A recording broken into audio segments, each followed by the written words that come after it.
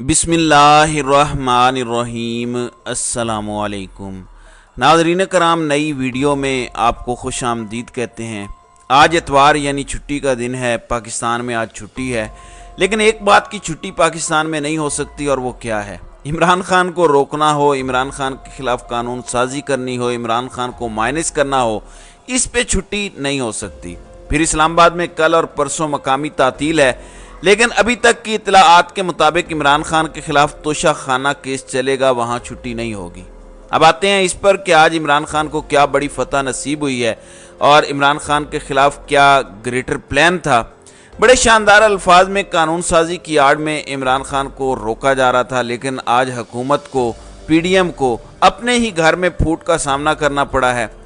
आप इसको इमरान खान की अजीम फतह कह सकते हैं। आज छुट्टी का दिन है। छुट्टी के दिन के बावजूद आज सेनेट का इजलास बुलाया गया। सेनेट के इजलास में आज एक बिल हुकूमत की जानिब से इंट्रोड्यूस करवाया गया, जिसमें बताया गया कि इंतहा पसंदी के ज़ुमरे में जो आने वाली सियासी और नज़रियाती जमातें हैं, उनके सरबराहान और उनके रहनुमाओं पर सियासत में हिस्सा लेने पर पाबंदी लगाई जाए।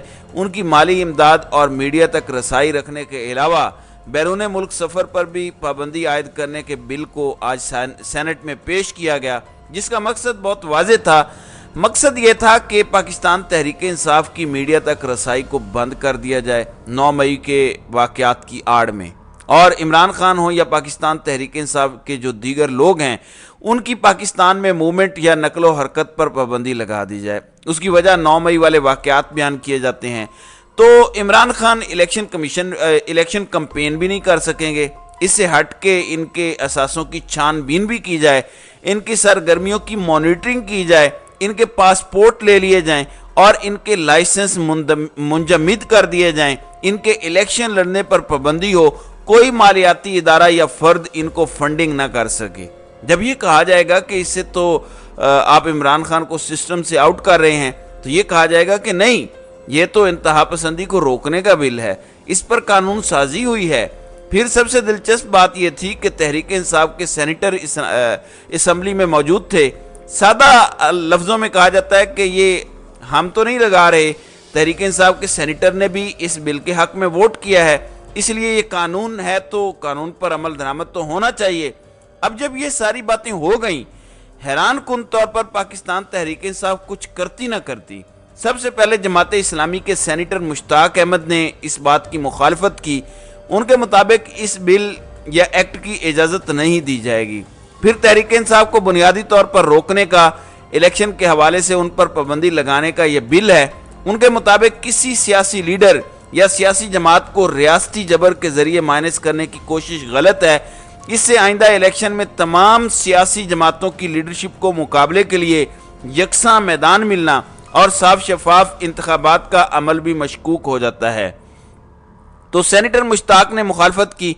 फिर हैरान कुन तौर पर हुकूमत के अपने सेनेटर इरफान सिद्दीकी ने कहा कि इस बिल का स्कोप बहुत वसी है, यह बिल अवाम के हुकूक पर कदगने लगाता है। अगर यह बिल बहस के बगैर मंजूर किया गया तो खदशा यह है कि आइंदा आने वाले दिनों में हमारे लिए एक शिकंजा होगा। हमें यह ज़हन में रखना चाहिए कि इस बिल की शकें हमारे आज़ादी पर कदगन हैं। उनके मुताबिक ये बिल आज हम पास तो कर रहे हैं, आइंदा ये बिल हमारे ही खिलाफ इस्तेमाल होगा। उसके बाद फजलुर रहमान की जमात से सेनेटर कामरान मुर्तज़ा ने भी इस बिल की मुखालफत की और कहा कि कल ये बिल हम सब के लिए मुसीबत बनेगा। मुझे नहीं मालूम मेरी पार्टी का क्या मौक़िफ़ है, लेकिन मैं इस बिल से बरात का इजहार करता हूँ। इस कानून के ज़रिए आप अपने हाथ खुद काट रहे हैं।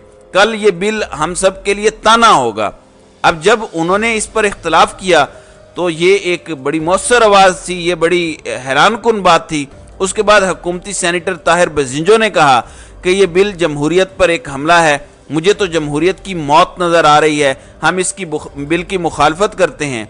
और जब सेनेटर इरफान सिद्दीकी, ताहिर बजिंजो, सेनेटर मुश्ताक, इन सब ने मुखालफत की, तो उसके बाद अब बड़ा मुश्किल हो गया था इस बिल को आगे लेके चलना। फिर उसके बाद गफूर हैदरी जो फजलुर रहमान की जमात के हैं, उन्होंने कहा कि बदकिस्मती से हुकूमती इत्तेहादियों को ये नहीं पता कि उनके साथ कल क्या होने वाला है।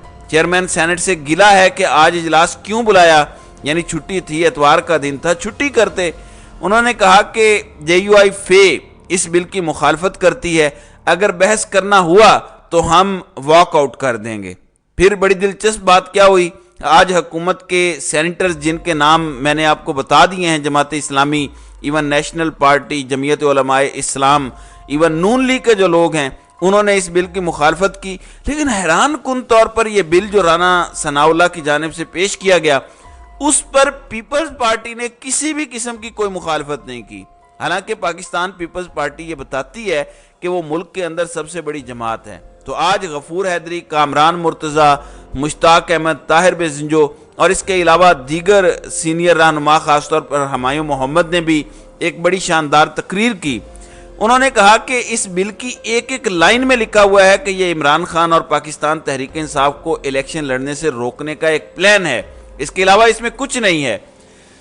جس کے بعد اب ایک پریشر آیا صادق سنجرانی پر جو چیئرمین سینٹ ہیں، ان کے لیے اس بل کو کنٹینیو کرنا مشکل ہو گیا، کیونکہ حکومت کے اندر سے آوازیں اٹھ رہی ہیں کہ یہ بل جو آپ لے کے آ رہے ہیں، یہ بل ہمارا ہی گلا گھونٹے گا۔ پاکستان کی تاریخ یہ بتاتی ہے کہ جو بل بناتے ہیں وہ سب سے پہلے انہی کے خلاف استعمال ہوتا ہے۔ پھر صادق سنجرانی نے اس بل کو ڈراپ کرایا اور کہا کہ حکومت اس بل کو ڈراپ کرے یا نہ کرے، میں اس بل کو ڈراپ کرتا ہوں۔ تو آج حکومت کے اتحادیوں میں پھوٹ پڑی ہے اور حکومت کو اتوار کے دن بل قانون سازی کے محاذ پر سینٹ کے اندر ایک بڑی شکست کا سامنا کرنا پڑا ہے اور تحریک انصاف ایک بڑی مصیبت سے بچ گئی ہے۔ ادروائز بڑا سادہ اور آسان سا کام ہوتا کہ یہ تحریک انصاف پر اس بل کی آڑ میں اگلے الیکشن پر پابندی لگا دیتے، نہ عمران خان موو کر سکتے، نہ کوئی باقی چیزیں ہوتی۔ دوسری جانب میں نے آپ کو بتایا تھا کہ نگران وزیر اعظم کے لیے شاہد خاقان عباسی کا نام آیا ہے۔ ہمارے دوست ہیں، اینکر ہیں، صحافی ہیں، اسد اللہ خان، ان کا کلیم یہ ہے جو میرے پاس خبر آئی ہے کہ عباسی صاحب کا بھی نام آ رہا ہے، اور پھر عادل عباسی جو پہلے جیو نیوز سے منسلک تھے اب وہ جی این این کے ساتھ ہیں، تو انہوں نے بھی رات کو اشاروں کنایوں میں خبر دی۔ اب اسد اللہ خان کا دعویٰ یہ ہے کہ یہ نام اسٹیبلشمنٹ کی طرف سے آیا ہے نگران وزیر اعظم کے لیے، تو اس کا مطلب ہے کہ ری امیجننگ پاکستان والوں کو اتنی ذمہ داری دی جا رہی ہے، لیکن شاہد خاقان عباسی کے نام پر اتفاق ہو پائے گا، مسلم لیگ نون مان جائے گی، پیپلز پارٹی تو شاید ایک الگ معاملہ ہو۔ لیکن دلچسپ بات یہ ہے کہ کل شہباز شریف گئے ہوئے تھے متحدہ عرب امارات۔ اب جب ریاست کا سربراہ کسی سے تعزیت کر دے تو میرے خیال میں وہ معاملہ ختم ہو جانا چاہیے، لیکن ایک جانب یہ خبر ہے کہ آج چین کے نائب وزیر اعظم پاکستان تشریف لا رہے ہیں، لیکن حیران کن طور پر پاکستان کے وزیر خارجہ بلاول بھٹو زرداری متحدہ عرب امارات پہنچ گئے ہیں۔ ان کو بھی چھوڑ دیتے ہیں، جنرل عاصم منیر بھی متحدہ عرب امارات پہنچے ہیں، اور جو تصویر جاری ہوئی ہے اس کے مطابق انہوں نے متحدہ عرب امارات کے صدر شیخ محمد بن زید النہیان سے ان کے بھائی کی وفات کے حوالے سے تعزیت کی، اور باقاعدہ تصویر بھی جاری کی گئی ہے۔ لیکن اب سب کا وہاں پہ جانا اچانک سے بہت زیادہ منع خیز ہے۔ پیپلز پارٹی اور اسٹیبلشمنٹ کے تعلقات اپنی جگہ، نون لیگ بہت محتاط ہے۔ جیسے آپ نے دیکھا ہوگا کہ مریم نواز کا ٹویٹر خاموش ہے۔ ایک تو یہ پارٹ ٹائم سیاست کرتے ہیں موسم کو دیکھ کر کہ دھوپ نکلی ہوئی ہے تو سیاست کرنی ہے، بادل تو نہیں ہے۔ تو ان کے متعلق پتہ یہ چلا ہے کہ مریم نواز کا خیال یہ ہے کہ بڑی مشکل سے نون لیگ اور مقتدر حلقوں کے درمیان تعلقات ٹھیک ہوئے ہیں، تو اس موقع پر کوئی گفتگو یا کوئی ایسی چیز نہیں ہونی چاہیے جس سے نون لیگ اور اسٹیبلشمنٹ کے تعلقات میں کوئی دراڑ آ جائے، اس لیے وہ آج کل خاموش ہیں۔ معلوم نہیں اب یہ خاموشی مزید کتنا عرصہ چلتی ہے۔ تو ناظرین اکرام، آپ کی اس ویڈیو کے حوالے سے کیا رائے ہے؟ آپ اپنی رائے کا اظہار کامنٹ سیکشن میں ضرور کیجیے گا۔